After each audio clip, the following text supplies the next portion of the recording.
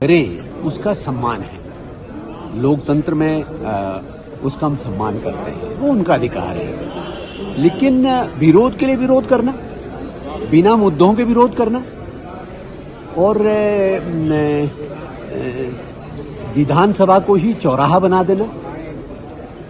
आप सदन के अंदर सार्थक बहस करिए, सरकार के नीतियों और कार्यक्रमों से जिससे आप सहमत नहीं है उस पर अपना विरोध दर्ज कराइए, उसके बारे में क्रिटिकली एनालाइज करिए। जो आपको लगता है नीतियों कार्यक्रमों में कमी है उसको उजागर करिए और उस पर सार्थक बहस के जरिए उत्तराखंड के जनमानस के जन सरोकारों के मुद्दों पर चर्चा करेंगे तो उत्तराखंड के जनमानस को लाभ होगा, राज्य की तरक्की में उसका योगदान होगा।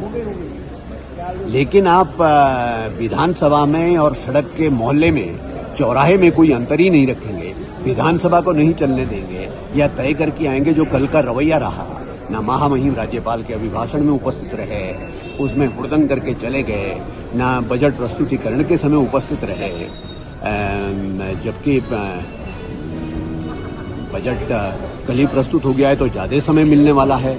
विधायकों को पहले बजट आ गया तो उस पर चर्चा करने का, उस पर अध्ययन करने का और उस पर ज़्यादा समय विधायकों को मिलेगा।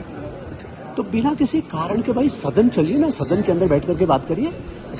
मुद्दे हैं और सरकार की जो शानदार उपलब्धि है, भारतीय जनता पार्टी की सरकार का जो 9 वर्ष का शानदार काम है, जो बेंचमार्क सेट किए, 4 साल का इस सरकार का, वर्तमान सरकार का जो कामकाज है, जो उसमें एक उपलब्धियों की एक लंबी श्रृंखला है, उसके विरोध में कुछ बोलने को है नहीं। उसके विरोध में बोलेंगे तो जनता जमीन सुंघा देगी।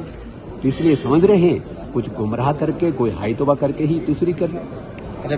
फिर बजट के ऊपर चर्चा होनी है, आप सदन के अंदर बैठिए। मैं कल से निरंतर इस बात के लिए कह रहा हूँ, आप उसकी क्रिटिकली एनालाइज करिए।